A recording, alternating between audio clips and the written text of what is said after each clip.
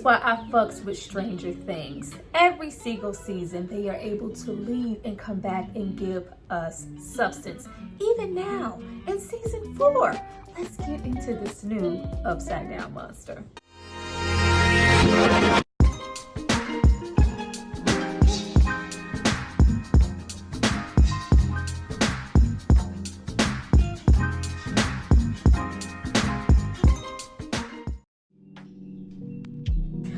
Guys, welcome back to my channel. It's Tyra here with another struggle review, here to discuss Stranger Things season 4 episode 1. Please like, share, subscribe, and all of that other good stuff so we can get into our gang looking real old, college bound, tall, aged. Now, as soon as the episode starts, of course, we pick up where we left off. We have 11 Joyce and the gang who have moved away. We get into the inner workings or lack thereof of the current state of the friendship, and we're also dealing with Hopper's death. We also have a flashback into 1979 with Dr. Veneer in the laboratory, and 11 supposedly laying everybody out, killing all the kids except for herself, when we know in actuality that's probably not what happened, and she was the sole survivor. We also have 11 here having a really difficult time. She's in California, no longer in Hawkins, no longer in that really comforting, close-knit circle of Hopper there being that protective father figure, that guidance.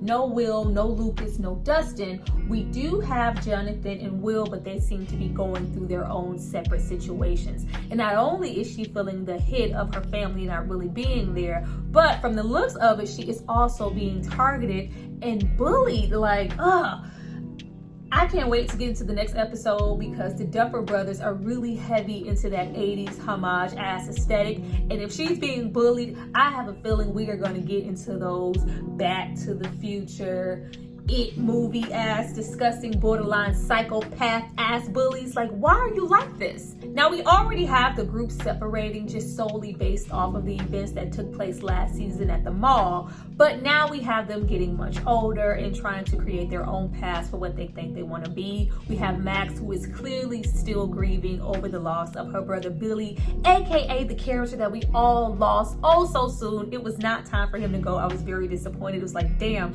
just when he started to be like super layered and get really interesting, they killed him off. But he is really missed, and she is grieving and dealing with it, as well as her mom. Her whole family dynamic and the friendship is off. We have the boys, Dustin and Mike, still very much sticking together, still very much engrossed with their girlfriends, and still very much in their Dungeons and Dragons ass bag. And then we get into Lucas coming through with the hot top fade. Not only do we have Max being really, really distant, but we also have Lucas who I just want to be cool. I want to join the team. I want to do regular shit. I don't want to go on these super ass adventures anymore with you guys. I don't want to be dungeon. I don't want to be a target. I'm trying to chill, be on the team, gain some popularity, maybe coast through school instead of, saving the world from catastrophic ass events. I'm trying to lay low. And they are not feeling supported. I feel like we're going to have him kind of on the fence, and their friendships kind of pent against each other, with him trying to be on the popular side and they're more, Geek Squad, trying to create some fiction, which is not going to last long because y'all can't do my boys like that. They're going to always come together. They have been through too much, and that friend knit group is tight. I do love the fact that we do have Lucas still being real. He is not like, oh, I'm just done just washing my hands with you guys. It's like, no, I still very much want to be you guys' friends, but I need you to support me in what I'm trying to do. Don't you guys want to change? He has not washed his hands of anybody, especially not Max. And we also get into Will. Did you see Will acting a little awkward, acting real distant, being real cringy when Lil Mama tried to rub up against his leg? What's up, Will? What is going on? I feel like we're gonna witness Will go through a change. He seems a little conflicted. I won't say conflicted with what just yet, not until I watch, a couple more episodes. But yeah, Will didn't want that girl touching all up on him.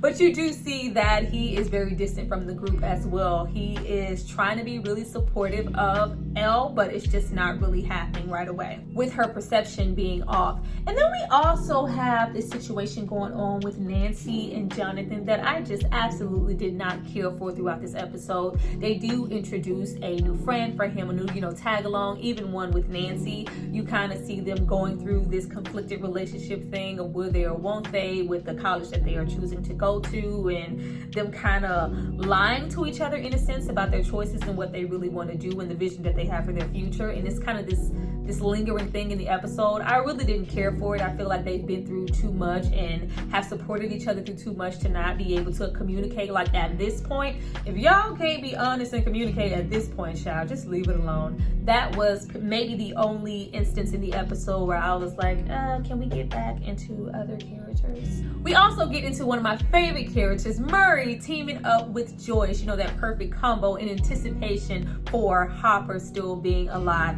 I was so glad that we didn't linger in the aspect of, is Hopper dead or not? Of course, we know via the audience, last season he is still alive and he is in Russia. So I was glad we didn't waste any time with them, really grieving over the loss of Hopper or them not knowing what's going on. We get into it right away that he is alive. She receives a doll. We go on this whole witch hunt to open it. When we're like, open it, I think we all knew that there was a letter in there or what was going on. But it is more of a ransom note than a letter. But it's good to know that we know episode 1, Hopper is alive. Go get him.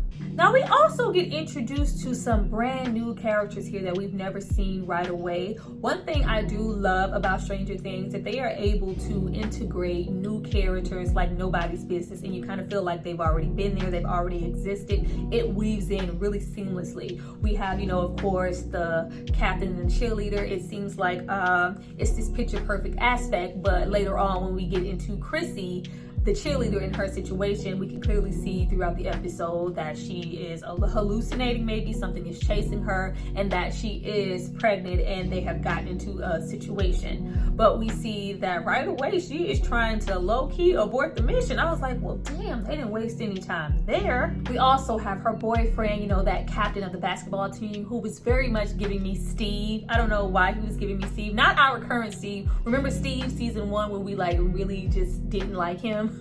Before he had his little glow up and he became, everybody's best friend, before he had that magical bond happen with Dustin. Yeah, he was giving me that. And we also get into Eddie Munson, our new Dungeons and Dragons leaders of the new school, clearly been in school a little too long, looking real old around the edges, older than our characters. Did you see Will? When I saw Will with his little bowl cut and his little Pepe Le Pew mustache, I was like, damn, the boys have gotten old. All the gang here is old, and I can see that they are really trying to, de-age them, bulk it up, look loose clothes. Let's not show these shapes. Our kids are not kids anymore.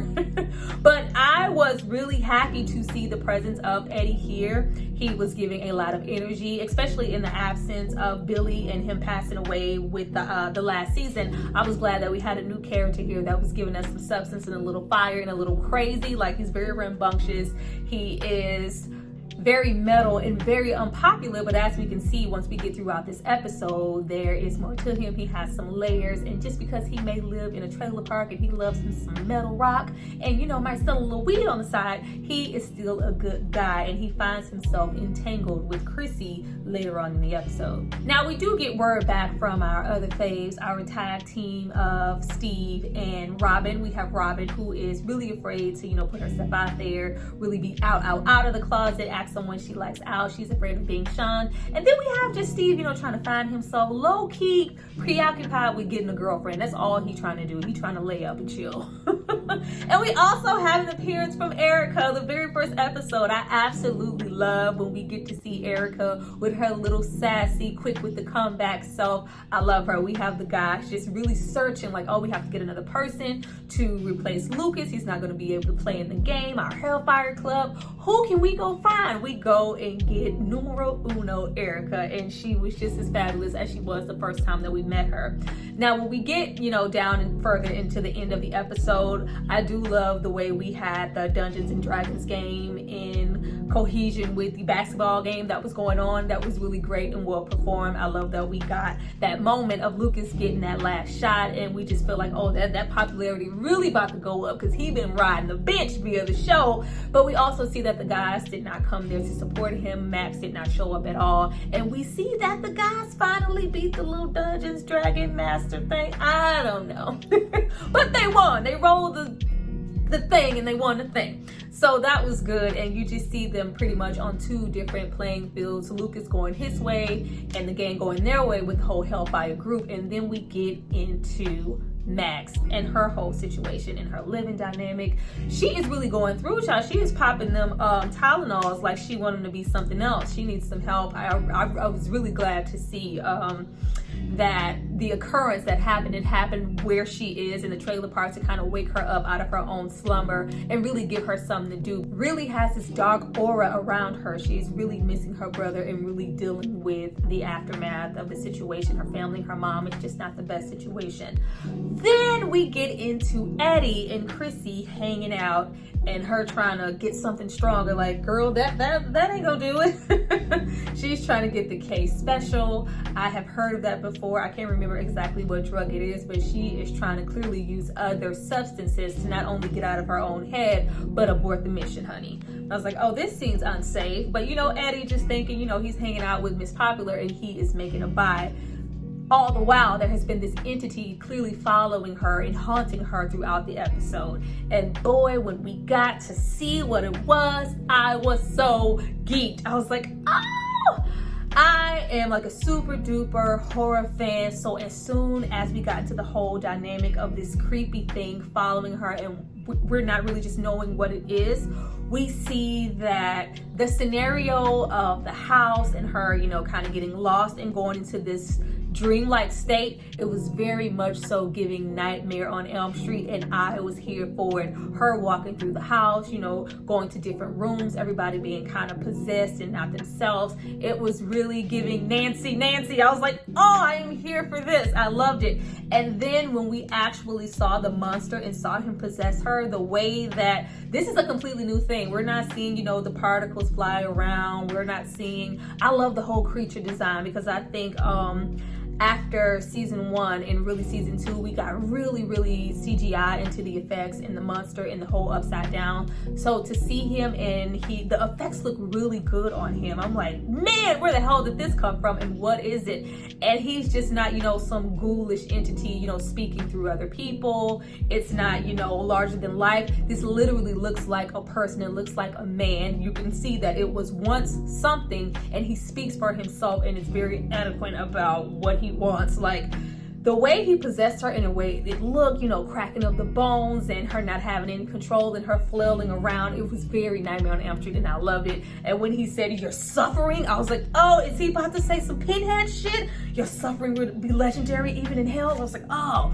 No, he didn't say that. He just said it's time for your suffering to end. But I was here for it, and it was very much giving me those monsters and slashers that I love in the 80s. It was very great to see, and I'm excited to see what he is and what he brings. Now, of course, we have this whole death go down, Eddie not have any control, and him freak out and scream. I am looking forward to the next episode. Well, that was my review for episode 1 of Stranger Things season 4. I hope you guys enjoyed it. I hope you guys come back for another episode of season 2. I am looking forward to this season. We have had our moments with the past, 2 seasons, that moment when Elle went on her little adventure and whatnot with her little friends. Yeah. I feel like we're getting back to what we really love about the show, the mystery, the allure, the monsters, the upside down, and I'm really here for that, and I really want to know how the hell we're going to get Hopper back. But I see you guys next time for my next review of the next episode. Bye.